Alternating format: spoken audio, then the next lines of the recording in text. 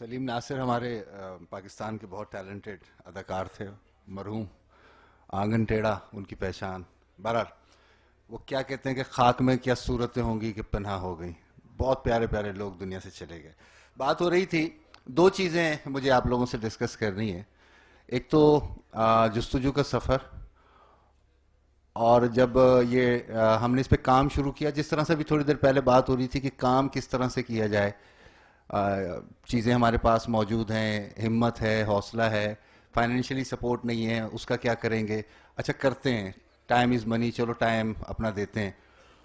قریب 4 مہینے اس ناول کو ہم نے ریکارڈنگ میں اس کے لگایا، اور اس سے پہلے انگلش ادب میں یہ کام ہو چکا ہے.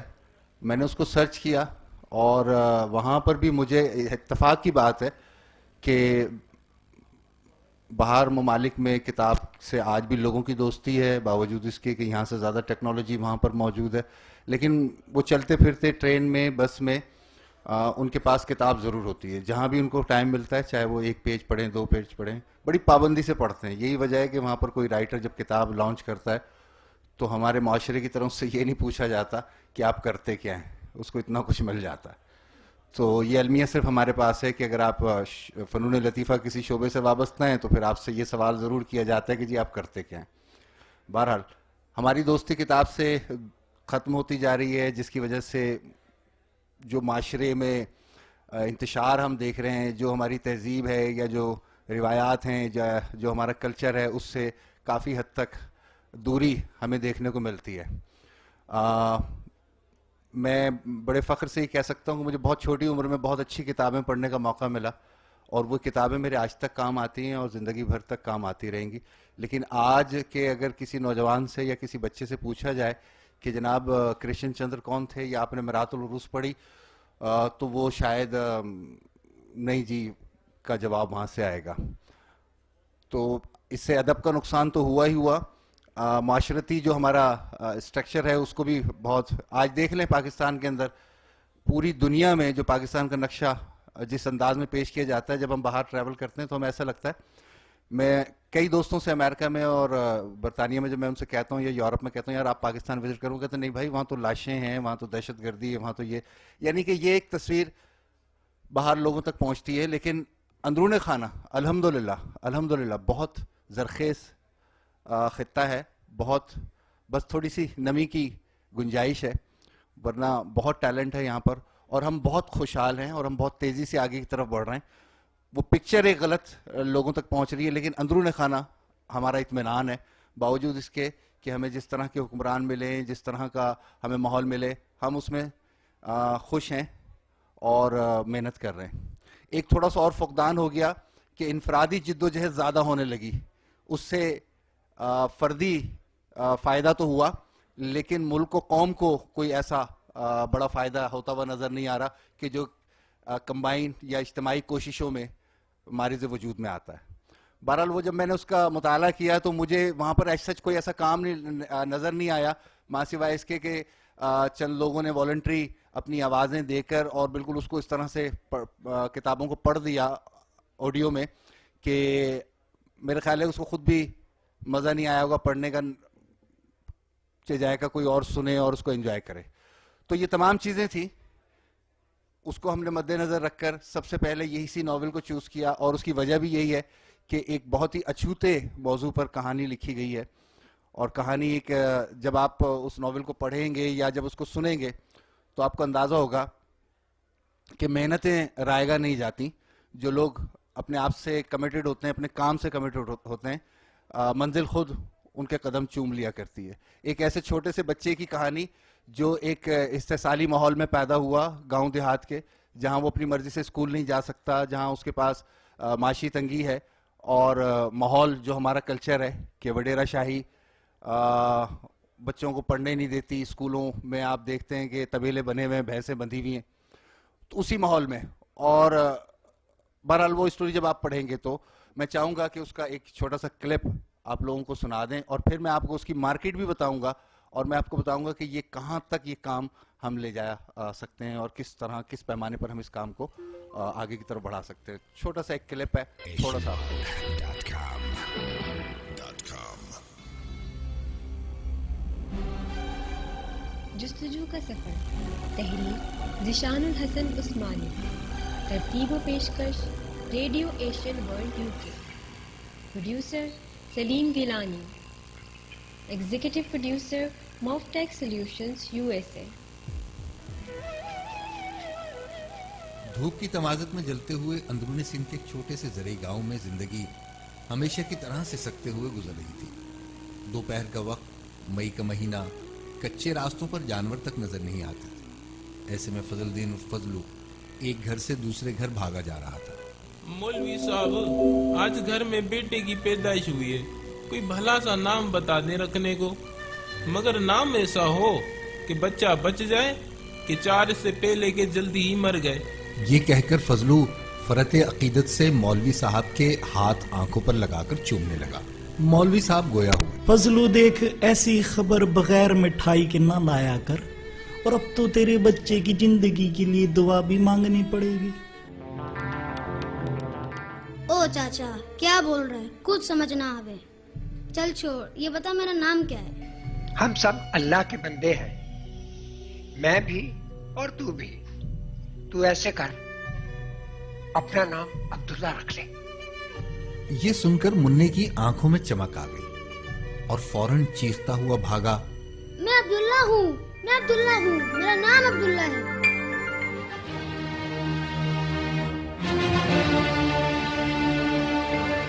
اوے کرمو، اوے سابو، اوے گڈے، اوے دراؤ مار اس پلے کو، حرامی باتیں بناتا ہے. اور سب کے سب عبداللہ پر ٹوٹ پڑے. اماں، یہ روٹی کہاں سے آئی؟ تو کھا لے چپ کر کے، کل کا بھوکا ہے. سائیں کی ڈیرے سے آٹا لائی ہے نا؟ تو کھاتا ہے کہ نہیں؟ عبداللہ دیکھ، چاند اور اس کی چاندنی کتنی پیاری ہے. چھوڑ چاچا، ابھی تو بھوک لگی ہے. جب پیٹ خالی ہو نا تو چاندنی واندنی کچھ اچھا نہ لگے. چاند سے پیاری ہے مجھ کو بھوک میں 2 روٹیاں.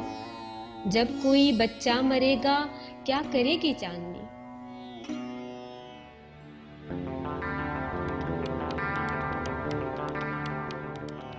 ابا فضلو، وڈیرا سائیں سے اجازت لے کر آ. ان کی اجازت کے بغیر کوئی داخلہ نہیں لے سکتا. مگر اسکول تو سرکاری ہے نا بابا. فضلو نے احتجاجاً کہا. بابا سرکار تو سائیں کی ہے. ہمارا عبداللہ تو ویسے بھی بڑا کمزور ہے کہ شعور بھی نہیں کر سکے گا. اس کے نصیب میں نہیں ہے اسکول. تو پریشان نہ ہو، اللہ کوئی سبیل کرے تو کرے. بظاہر تو کچھ سجائی نہیں دیتا. پتہ نہیں کب کوئی آنسو عبداللہ کی آنکھ سے نکلا اور تہہ خاک ہوا. ایک آہ کر کے تو نے اللہ رے قلب سوزاں، دنیا ہلا کے رکھ دی فریاد مختصر سے. مولوی صاحب، مولوی کسے کہتے ہیں؟ بھائی وہ شخص جو انسانوں کو اللہ کا راستہ دکھائے وہ مولوی ہوتا ہے. تو مولوی کو راستہ کون دکھاتا ہے؟ اسے دین کا علم راستہ دکھاتا ہے. تو لوگ دین کا علم حاصل کر لیں، مولوی کی ضرورت کیا ہے؟ لوگوں میں اتنی عقل نہیں ہوتی. تو مولوی کے پاس کہاں سے آئی؟ مولوی کو اللہ دیتا ہے. تو لوگوں کو کیوں نہیں دیتا؟ اور اس گفتگو کے بعد مولوی صاحب نے عبداللہ کو مولوی بنانے اور عبداللہ نے مولوی بننے کا خیال دل سے نکال دیا. وَمَا خَلَقْتُ الْجِنَّ وَالْإِنسَ إِلَّا لِيَعْبُدُونَ. اور میں نے جنوں اور انسانوں کو اس لیے پیدا کیا کہ میری عبادت کریں. بدبخت، سب بچوں کو سمجھ میں آ گیا تیرا دماغ ہے یا بھوسا. تجھے کیا مسئلہ ہے جو اتنی آسان بات پلے نہیں پڑتی؟ مولوی صاحب، فرشتہ موجود ہے نا. کوئی 24 گھنٹے رکوع میں، تو کوئی سجدے میں، کوئی حمد و ثنا کے لیے، تو کوئی طواف میں مگن. تو اللہ کو میری عبادت کیوں چاہیے؟ آخر میری عبادت فرشتوں کی عبادت سے کیسے مختلف ہوئی؟ چپ کر بدبخت، ہر بات پہ سوال نہ پوچھا کر. اللہ کا کلام ہے اور تو مسجد میں بیٹھا ہے. مگر اللہ سائیں نے یہ کلام ہمارے واسطے بھیجا ہے. اگر میں سمجھوں گا نہیں تو عمل کیسے کروں گا؟ مجھے فرق سمجھا دے، ورنہ میں تو نہیں پڑھتا نماز. अब्दुल्ला, आज तो मौलवी भी तेरा दुश्मन हो गया। साईं तो पहले ही तुझसे खार खाता है।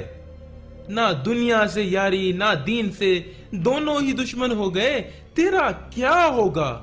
अब्बा तू मुझे जहर ला दे, तेरी भी जान छूटे और मेरी भी। बेटा तू मुझे बड़ा पसंद है, तू ज़हीन है, अच्छे सवाल पूछता है, और हमें मालूम है कि हम में से किसी के पास तेरे सारे सवालों के जवाब भी नहीं होते।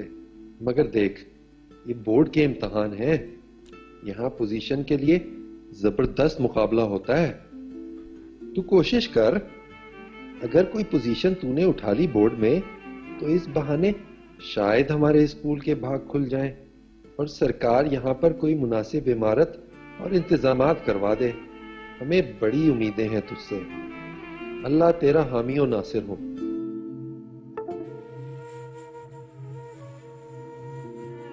अब्दुल्ला भी रात भर मुसल्ले पर बैठा रोता रहा। अल्लाह साईं साडी भी सुन ले, साडी भी लाज रख ले। देख मेरे अब्बा और माँ खुश हो जाएंगे। तुझे तेरी शान करीमी का वास्ता, शान हबीबी का वास्ता, तू तो करीब है ना मुझसे, शेरक से भी करीब, तो सुन ले ना सुननी हो तो भी सुन। तुझे ही तो सजदा करता हूँ, तेरे अलावा तो कोई नहीं है, तो जाऊँ कहाँ? बस सुन ले मेरे अल्लाह। हम तो नस्लों से भिखारी ही चले आ रहे हैं तेरे दर के, तू खाली हाथ वापस ना भेजियो मेरे अल्लाह। देख मुझे झूठा ना कराइयो। इस रात के अंधेरे में तू जानता है कि मैंने जिंदगी में सिर्फ तुझसे ही मांगा है। सुन ले मेरे मौला। पता नहीं कब अब्दुल्ला की आंख लग गई। आंख खुली जब घर के बाहर शोर उठा। पूरा स्कूल ही तो घर में आया हुआ था, अखबार हाथ में लिए। अब्दुल्ला ने पूरे डिवीजन में सबसे ज्यादा मार्क्स लिए थे। चल अब्दुल्ला, साईं को दिखाते हैं, उससे भी तो पता चले कि मेरे बेटे ने क्या किया है। उसने तुझे गाली दे के निकाला था ना, चल आज उसे बताते हैं। सरूर आलम है कैफे शराब से बेहतर, कोई रफीक नहीं है किताब से बेहतर। जुस्तजू का सफर, तहरीर ज़िशानुल हसन उस्मानी, तरतीब व पेशकश रेडियो एशियन वर्ल्ड यूके।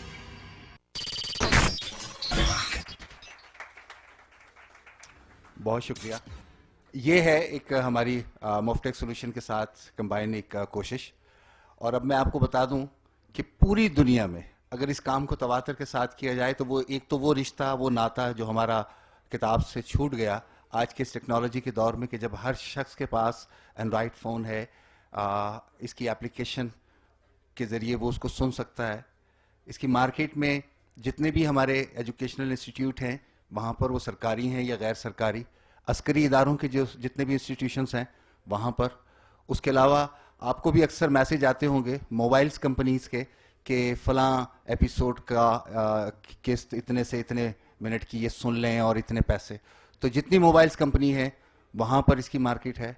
और जहाँ जहाँ पूरी दुनिया में उर्दू बोली, समझी और सुनी जाती है, वहाँ पाकिस्तान के अलावा बैरून ममालिक में जितनी भी लाइब्रेरीज़ हैं वहाँ, और हर वो किताब कि जो हमारे लिए मोहतरम है, जिससे हमने बहुत कुछ सीखा है, वो उसमें शायरी की किताबें हैं, उसमें अफसाने हैं, उसमें नावल हैं, उसमें सफ़रनामे हैं, उसमें इस्लामिक वो किताबें जो हमारे इस्लामिक हीरोज़ हैं उनकी स्टोरीज़, क़ससुल अंबिया अलैहिस्सलाम, उसके अलावा सीरत पाक सल्लल्लाहु अलैहि वसल्लम। यानी कि जितना आप इस पर काम कर सकते हैं, ना ख़त्म होने वाला एक ऐसा सिलसिला कि जिसकी शुरुआत अल्हम्दुलिल्लाह हमने कर दी है। हम कोशिश करेंगे कि इसको जहाँ तक भी ले जा सकें। और साथ साथ आईपी रेडियो एशियन वर्ल्ड इसकी प्रमोशन करता है पूरी दुनिया में। आप किसी भी एफएम के चैनल को सुन लें, एक शहर से दूसरे शहर में उसकी फ्रिक्वेंसी काम नहीं करती, लेकिन इंटरनेट रेडियो का ये फ़ायदा है कि पूरी दुनिया में बेक वक्त आप अपनी आवाज़ पहुंचा सकते हैं। तो रेडियो एशियन वर्ल्ड का ये कोलैबोरेशन है मुफ्टेक सोल्यूशन के साथ, और हम इस पर काम कर रहे हैं और उर्दू अदब की आबियारी में मसरूफ़ हैं। ये हमारा उसका छोटा सा तारुफ था। और मुझे हुक्म मिला है कि फैज़ साहब, बहुत शुक्रिया। और ये सारी सूरत हाल ये है कि ये वो काम है कि जो सरकारी सतह पर होने चाहिए, या जिस तरह से आज की तकरीब है, लेकिन अलमिया यह है कि सरकार को खुद से फुर्सत मिले। वो अशफाक अहमद ने एक बड़ा खूबसूरत सा जुमला कहा था कि हम लोगों को इज्जत चाहिए, अगर कुछ दे सकते हैं तो हमें इज्जत दे दें। ये अपने लिए रोटी रोजी खुद निकाल सकते हैं اور اچھی بنا سکتے ہیں. لیکن وہ استحصالی نظام, وہ معاشرے کی تفریق, وہ ناانصافی کہ جس کی وجہ سے ہر شخص پریشان ہے, حقدار کو اس کا حق نہیں مل رہا.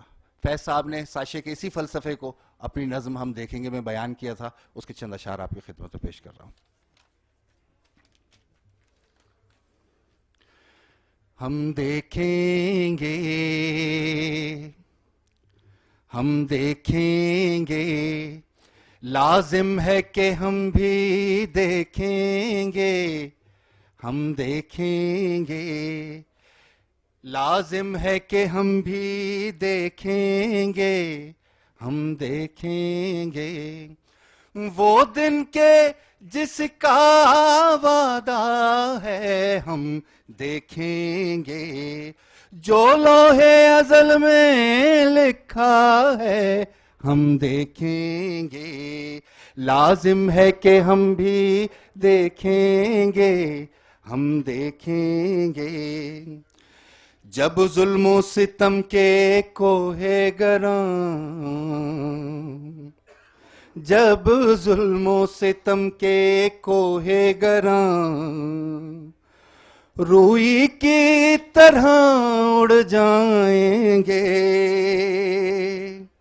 جب ظلم و ستم کے کوہ گراں روئی کی طرح اڑ جائیں گے, ہم محکوموں کے پاؤں تلے یہ دھرتی دھڑ دھڑ دھڑکے گی, اور اہل حکم کے سر اوپر جب بجلی کڑکڑ کڑکے گی, ہم دیکھیں گے. لازم ہے کہ ہم بھی دیکھیں گے, ہم دیکھیں گے. وہ دن کے جس کا وعدہ ہے ہم دیکھیں گے. جب عرض خدا کے کعبے سے, جب عرض خدا کے کعبے سے سب بت اٹھوائے جائیں گے, ہم اہل صفا مردود حرم مسند پہ بٹھائے جائیں گے, سب تاج اچھالے جائیں گے, سب تخت گرائے جائیں گے, ہم دیکھیں گے. بس نام رہے گا اللہ کا جو غائب بھی ہے حاضر بھی, بس نام رہے گا اللہ کا جو غائب بھی ہے حاضر بھی, جو منظر بھی ہے ناظر بھی, اور راج کرے گی خلق خدا جو میں بھی ہوں اور تم بھی ہو, ہم دیکھیں گے. لازم ہے کہ ہم بھی دیکھیں گے, ہم دیکھیں گے. Thank you very much.